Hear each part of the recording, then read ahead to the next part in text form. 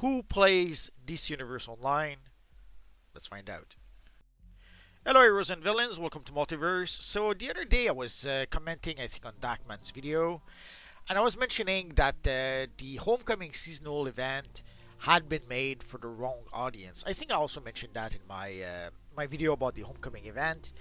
Basically DC Universe Online made an event for the wrong audience. They made an event for the audience for the Teen Titans Go TV show, which is not at all the DC Universe Online audience. But then I got to ask myself, then who is or what is the DC Universe Online audience? Let's take a look. At first, if we take a quick look at the rating for DC Universe Online, DC Universe Online is rated for teens because of mild blood, mild language, mild suggestive themes, and violence. There are places where you actually fight the cops, there are places where you beat up civilians, there's places where you do some bad things or some somewhat violent things. So right off the bat, DC Universe Online is rated for teens, which is not at all the Teen Titans Go audience. Teen Titans Go is aimed at a very young audience. Now, maybe they're trying to play a bit on nostalgia. Maybe they're thinking people who were watching Teen Titans Go 5 years ago might be old enough to play DC Universe Online today. That could be possible, I suppose. Here we do have some sort of summary of what the rating actually means. So basically the game is rated teen because it is an MMO. You create your own superhero or supervillains. You engage in quests, you gain experience, skill points. You use axes, swords, and guns to battle enemies. They even go as far as to mention that you grunt and cry out in pain when you're hit, you collapse when you're defeated. They even mention that if you play an evil villain, sometimes some missions will require you to fight the police to advance the storyline. They also mention there's blood involved. Also, they mention skin tight outfit, revealing outfits. Although you may have noticed, at least since Birds of Prey, that is something that has been changing in this universe online. They're trying to make outfits not as revealing, and in some cases, they even go as far as to make the breasts of the female characters, smaller. Although it goes a bit deeper than that, it's more than just making the females less sexy. Even with the male characters, very often with the male characters, they seem to be trying to make them more less masculine, let's say. Like when they redesigned Superman with the Earth 3 DLC, they went as far as to get rid of the square jaw that the character usually has. Or even in some of the newer models, they seem to be making the male characters less muscular. So it's something they seem to be doing on both ends of the spectrum. On one hand, they're trying to make the female less sexy and maybe even looking more masculine somehow. And on the other end of the spectrum, they're trying to make the men look less manly and a bit more feminine, I guess. And it is something we're seeing across the board, not just in DC Universe Online, but in gaming in general. We see that in TV shows, we see that in movies, we see that in comic books. It's sadly all over the place right now. I guess they're trying to fight the evil male gaze, the evil patriarchy, and they're trying to get rid of toxic masculinity or something like that. So when we see events like the Homecoming events being added to DC Universe Online, my first thought was they made an event for the wrong audience. They made an event for the Teen Titans Go audience, which is not at all the DC Universe Online audience. But then you have to ask yourself, seeing some of the changes they've been making, at least since Birds of Prey, maybe even since the Earth 3 DLC, are they trying to aim the game at a new audience? Are they trying to appeal to a new audience? Which again is something that the comics have been doing for quite a while. TV shows are doing it right now, movies are doing it as well. Basically, they're trying to get rid of the old audience, and they're not really subtle about that. They basically give the fingers to the old audience, saying, we don't want you anymore, we want a better audience. And then they aim their movies or TV series or comics at a totally different audience. And sadly, so far, it's not working. The new audience they're trying to cater to either doesn't exist or doesn't care about their product. Either way, it's not working. Disney Star Wars did that, and they ended up killing the brand. They're not making Star Wars movies anymore because of that, and they cannot sell Star Wars toys anymore because of that. That is how much they have damaged the brand. And right now we're seeing Marvel's doing the exact same game plan. We saw Star Trek do the same thing. And I would hate to see DC Universe Online go in the same direction. Sadly, DC themselves are pretty much going in that direction as well. And it's more than just sexy revealing outfits or showing masculine men. Also weapons. One thing we have in DC Universe Online is weapons. Our character uses guns, swords, knives, and all that good stuff. And we know that is something that DC is actively against right now. One example of that is when Todd McFarlane made a whole bunch of toys based on the DC characters, and one of those characters was the Grim Knight. Basically, the Dark Knight's version of Batman. Imagine Batman mushed with the Punisher. It would give us the Grim Knight. And one of the things associated with the Grim Knight is guns. Lots of guns. Sadly, when McFarlane did the Grim Knight action figure, DC told him no guns at all. He couldn't have guns in the holsters of his Grim Knight character. He couldn't have guns included with the Grim Knight at all. McFarlane had to, basically in a roundabout ways, he created the figure without the guns. He created the whole line of figures, and the Grim Knight did not have guns. And then he created a special pack later on that had a whole bunch of guns, and basically the guns needed for the Grim Knight were in that special pack. Sadly, he had to find some roundabout ways to be able to give the guns to the character, because DC's stance was no guns. So we see movies, TV shows, and even the comics trying to attract a new audience, and it could be what DC Universe Online is also trying to do. But then we have to ask ourselves, what is the DC audience right now? Let's have a look. Before I get started on that, I have to say thank you to the evil ObsidianChillDCUO, and I have to say thank you also to Dack Man. These gentlemen were kind enough to share their numbers with me. Basically, I do have my YouTube numbers that give me an indication of what the audience is, but I wanted to have more than just my data, so I asked Dack Man and ObsidianChillDCUO to if they were kind enough to be able to share the numbers with me, and they were kind enough to do so. So it will give us more data to take a look at who is the DC Universe Online audience. So the first thing we notice with the numbers is that guys play DC Universe Online. I was a bit surprised. It seems that I have more female viewers than Dack Man and ObsidianChillDCUO have. Heck, I have more female viewers than the two of them combined. Basically, I have 95% male viewers, 5% female viewers. The numbers usually fluctuate between 3% and 6%, but 5% is about right. And you can see it's pretty much similar with ObsidianChillDCUO. The lion's share of the audience, whether it's me, ObsidianChillDCUO, or Dack Man, is a male audience. And you can see the numbers on my Uber graphic. Yeah, I didn't make a graphic with it. This is just the notes I did to compare the numbers. But basically, it's not really surprising. Superheroes have always been a male-dominated field, which is probably part of the problems for some people. That's probably why they're trying very hard to change the audience, because they see that a lot of males enjoy superheroes, a lot of males enjoy video games, and they're trying to change that. Somehow, some people don't like that, and they're trying to change that. But again, it's no real surprise. We've been saying that for a long time. When I was going to the comic shop way back when, yeah, it was pretty much mostly us guys going there. The same with comic book conventions. Again, it would be mostly guys. There would be maybe 2-3% of female way back when. At some point, we started seeing more females at comic convention, but it was mostly for cosplay. A lot of them didn't care very much about the comics. What they cared about was about the costume, dressing up as Harley Quinn, dressing up as a whole bunch, not just comic characters, even anime characters or characters from popular TV shows or video games. So a lot of Lara Croft costumes at one point. And it's not really surprising. Superheroes have always been a male power fantasy.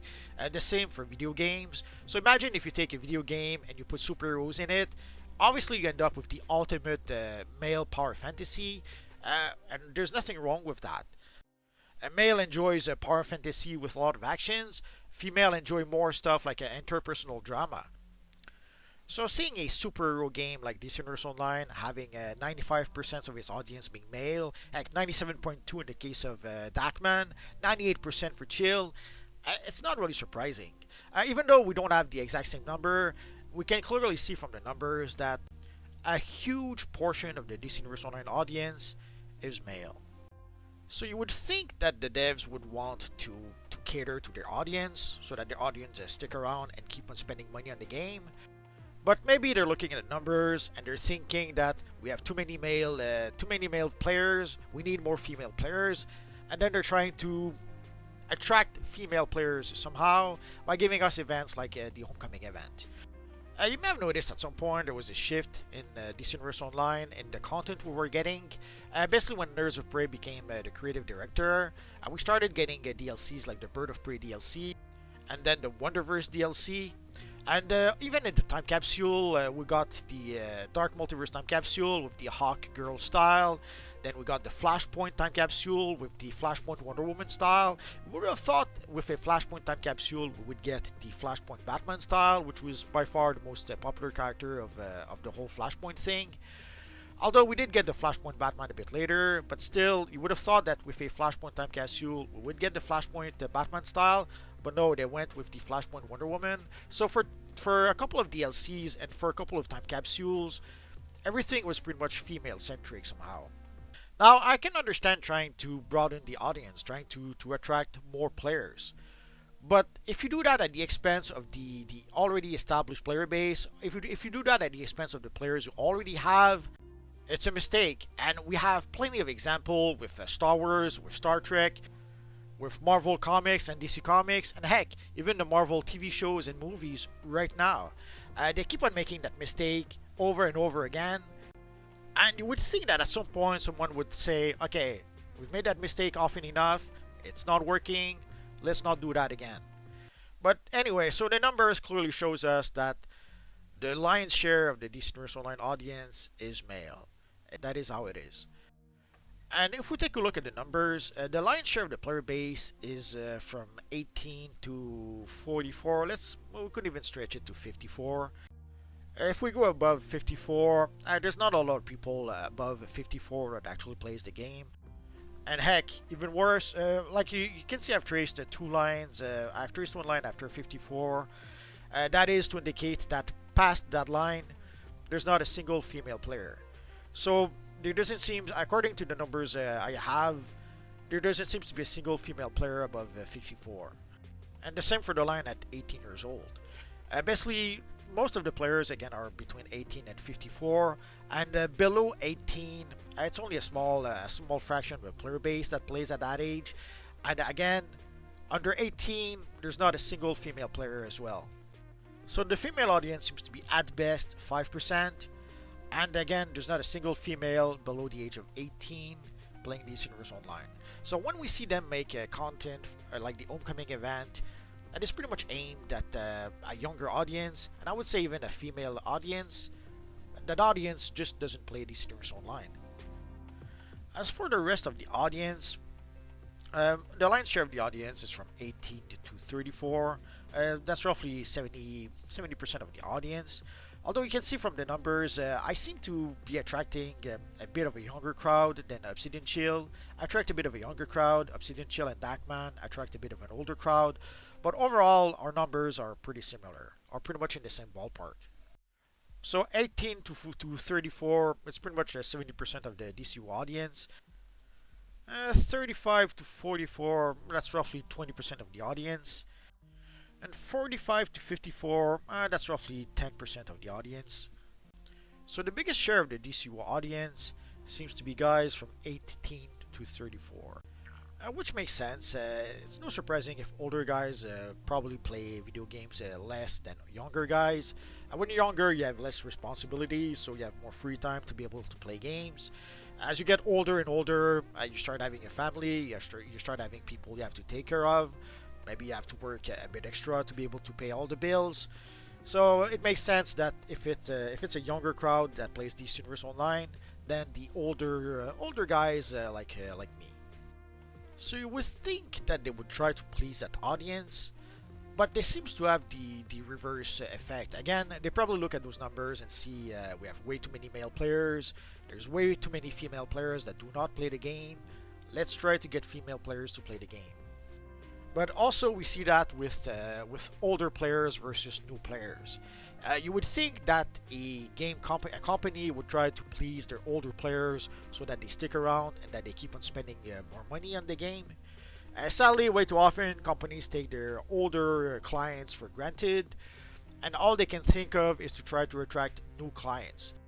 We saw that with the daily rewards. The way the daily rewards were changed, it wasn't made so much for the older players, it was much more for the newer players. If you were a new player and a new free to play player, you got a lot more value from the daily rewards than if you were an older player, and even worse, an older player who was a subscriber. If you are an older player and you've been subscribing for 5, 6, 10 years, sadly the daily rewards was a downgrade compared to what you had before. So sadly, the changes they made with the daily rewards or making the game completely free to play, like making all the DLCs free for everyone, it was something that wasn't such a good deal for an older players, because if you were an older players, you were already subscribing, you already had the DLCs. So making the DLCs free for everyone did not add value if you were subscribing already. And sadly, the daily rewards did not really fix that. So having the DLCs for free and adding the daily rewards, that was a lot of added value for new players and free to play players, especially. If you were an older player and if you were subscribing, that was pretty much a downgrade for you. So sadly, that was a clear example that they were willing to take away some stuff from the older players if it meant trying to attract some newer players. It's sad, but that's how it is. And then they tried to milk some extra cash from the older players, from people who were already paying to play the game by adding the allies. But that is a discussion for another day. So we looked at the numbers and now we can see that most of the player base is male. Most of the player base is between 18 and 34. But now let's see if we can answer the question, why is there a lot more players on the US server than on the European servers? So if you ever saw people complain that the European servers are empty, and maybe if you play on the US server, you have no idea why people complain that the servers are empty, you can see the numbers right here. So for the US, basically 63 for chill, 62 for me, but basically 63% of the player base is in the US. Not to mention 3% in Canada. So if you wonder why the US servers have so much more players, that's why. Most of the players play on those servers. If you look at the UK, 6%, Germany, 3% for chill, 1.4% for me. France, 2.5% for chill, 1.9% for me. So if you wonder why the EU servers have a lower population, that is why. Quite simply, a lot of players play on the US servers compared to the EU server.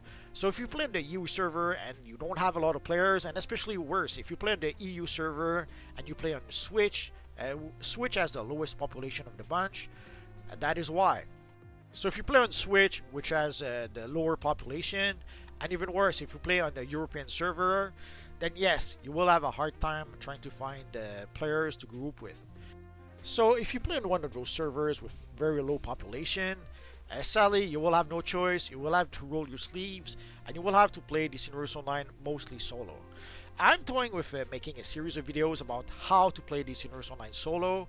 So if you play on the server where the population is really low, you will have to learn to play solo. I'll try to make a series of videos for you guys. And if you play on the US server and you don't understand why people are saying that the game is dead or that the game has low population, that is why. Depending on where you play DC Universe Online, the experience is very, very different. So as you can see, there's a lot more players playing on the US server, but also there's a lot more players playing on the hero side, and there's also a lot more players playing on PlayStation and PC. So if you play on PlayStation, if you play a hero and you play on the US server, you probably have no issues finding groups to be able to play missions. But if you play on Nintendo Switch, which has the lowest population, if you play on the European servers, which has again the lowest population, and if you play on the villain side, which also again has the lowest population, you may have no choice but to play this Universe Online solo. I have an account on PC and on PlayStation, And way back when, the PC servers and the PlayStation servers were not merged together. And I can tell you from experience that it was a completely different experience. Playing on PlayStation at the time or playing on PC at the time was quite different. Basically, on PC, we would kid around. On PC, on the villain side, we would kid around that we could each take one of the police stations as our own personal lair, because sometimes there was only 3-4 of us villains on the whole server.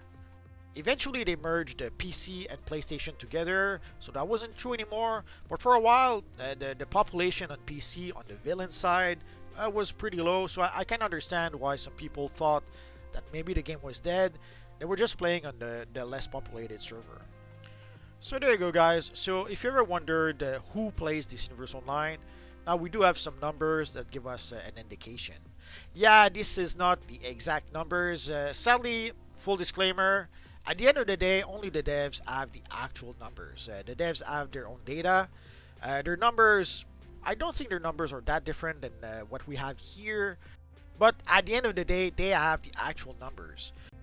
But this is the data we have right now to be able to take a look, to be able to take a picture of what the DC Universe Online audience seems to look like. And again, I want to thank the evil Obsidian Chill for sharing his numbers with me, and I want to thank also Dack Man for doing the same. You probably know them already, but just in case you don't, I will put a link to their YouTube channel in the description down below, just in case some of you guys don't know who they are. So there you go, guys. So odds are next time you will see a female character in this Universe Online, you will probably understand that odds are it is actually a guy playing that character. Personally, I don't play a lot of female characters, but I do know that there are some guys who kind of prefer to play female characters for whatever reasons. And there's absolutely nothing wrong with that. Personally, I don't play female characters a lot, but I do have some female characters, mostly to be able to show you some of the styles on the female character. So if you were wondering who plays this Universe Online, now you know.